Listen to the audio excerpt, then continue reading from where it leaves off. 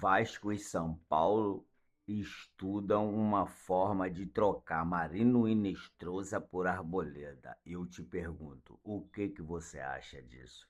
Né? Mas antes vou colocar a fala de Renato Gaúcho após a vitória do Vasco em cima do Audax Italiano e você me diz o que você achou das palavras de Renato Gaúcho, que elogiou bastante o time e disse que o time está preparado para disputar essa Copa Sul-Americana de igual para igual. E depois das falas dele, eu vou continuar sobre o assunto Marino Inestrosa trocado por Arboleta e vou falar também mais um pouquinho sobre o jogo do Vasco entre São Vasco e Audax Italiano pela quarta rodada da Copa Sul-Americana, o jogo que aconteceu no Chile, no estádio, né, do Audax Italiano. Salve, salve, família vascaína. Estamos juntos aqui para mais um vídeo.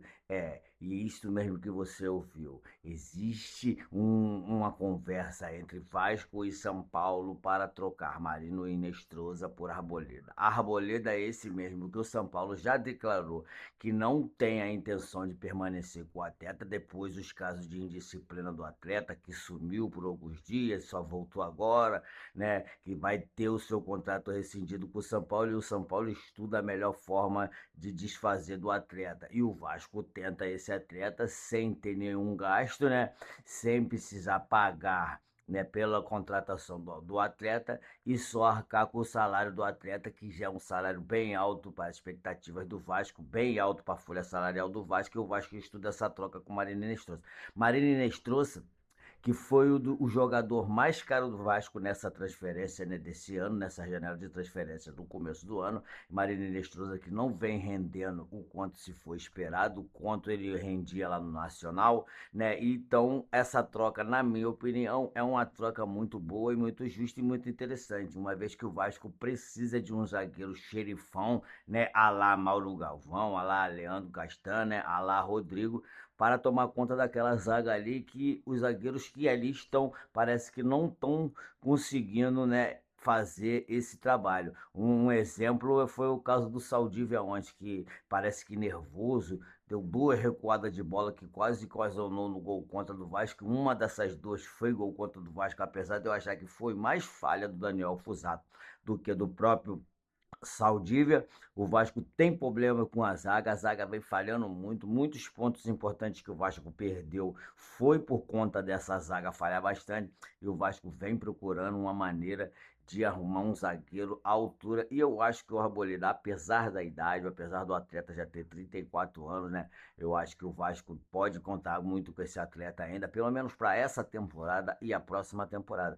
Vasco que seria interessante fazer um contrato com esse atleta, no caso dessa troca ser efetivada, ser concretizada, de até final desse ano até o final do ano que vem, no máximo, um contrato aí de 1 ano e meio para tentar melhorar um pouco a zaga. Se você concorda comigo, vou te pedir novamente, não deixa de se inscrever no nosso canal, aqui nesse botãozinho que está escrito aqui, inscreva, não deixa de meter o dedo no joinha, onde tem uma mãozinha com o dedo para cima aqui, né, ajudar nosso canal a continuar crescendo, porque é sério, gente, cada vez que você se inscreve no nosso canal, o canal tende a crescer mais, o canal está crescendo bastante, graças a vocês que têm nos ajudado bastante aí assistindo nossos vídeos, comentando nos nossos vídeos, deixando o like nos nossos vídeos e principalmente se inscrevendo no nosso canal. Tenho percebido que a maioria das pessoas que nos assiste ainda não são nossos inscritos. Então você que está nos assistindo pela primeira vez ou é recorrente nos nossos vídeos, já tem o costume de nos assistir, por favor, mete o dedo nesse botão aqui que está escrito inscreva-se, também taca o dedo no botão que tem o joinha e ativa o sininho das notificações para não perder nossos vídeos que tem por aqui. E o Vasco que ontem, né, saiu perdendo o jogo. Logo no início, apenas 4, 5 minutos de jogo, o Saldívia conseguiu recuar uma bola que Daniel Fusato estava mal posicionado, portanto, fazendo um gol contra, que praticamente definiu o primeiro tempo, onde o Vasco ficou muito nervoso, o Vasco não conseguiu criar, não conseguiu chegar até o ataque ali junto com o Tietê e Cauã Barros, que tinha essa função, um de fazer a defesa, outro de fazer a ligação do meio com o ataque, né? E até então, conseguiu fazer. Aí, com a presença de Ramon Henrique, né, que entrou no segundo tempo, e também aquela jogada linda do Paulo Henrique, tocando para o Inestrosa, que conseguiu dar um passe maravilhoso para o Spinelli, e o Spinelli sofreu aquele pênalti. Além do pênalti, ainda teve a expulsão do jogador do Audax Italiano, né, e o Spinelli conseguindo fazer o pênalti e deixar o Vasco empatar o Audax naquele momento. E depois, com a jogada linda de Ramon Henrique, tocando para Matheus França, que desencantou e fez o seu primeiro gol pelo Vasco da Gama, né? O Vasco conseguiu chegar a essa vitória. Aí eu te pergunto, como que você achou que foi esse jogo? Como que você fez, né, a avaliação desse jogo? Foi mais ou menos para você? Valeu a pena as substituições que foram feitas no segundo tempo? Apesar do Vasco estar com o time bem mesclado, maioria dos atletas da base do Vasco, o Vasco conseguiu essa vitória importantíssima no Chile, né? E deixando o Vasco na liderança do grupo, pertíssimo da vaga para tão sonhadas oitavas de final da Copa Sul-Americana, né? Que, lembrando que só se classifica o primeiro lugar do grupo, né? Porque, para mim, apesar do Vasco ter começado mal a partida, parecia que o Vasco estava muito nervoso, né? Eu sabia que o jogo era importante, e a meninada da base também, junto com as reservas imediato, no caso de Paulo Henrique, Cauã Barros e Nuno Moreira, não. Os três estavam em campo por ter recebido o terceiro cartão amarelo, e ficariam suspensos da partida contra o Atlético Paranaense, então viajaram para ajudar a equipe. Mas o restante da equipe, né? Tietê, Cauã Barros, que eles sabem que agora eles são reserva, né? Então, para mim, o Vasco estava muito nervoso, começou a partida nervoso, não conseguindo criar. O meio de campo não conseguia fazer a junção com o ataque, para o ataque, né, ter uma efetividade de marcar os gols, de pelo menos as jogadas mais importantes. Spinelli mostra mais uma vez que é importantíssimo para a equipe. Ainda não entendemos o porquê do Renato não colocar o Spinelli como titular e ainda insistir com o David. Renato Gaúcho, que deve ter um plano muito mirabolante, alguma coisa do tipo, que Renato Gaúcho continua insistindo com o David, continua insistindo com o Brenner. Parece que a insistência, né, do Renato Gaúcho com o Matheus França, que pediu para o Marcelo Salles colocá-lo como titular, né, que até mesmo assim entrando no segundo tempo.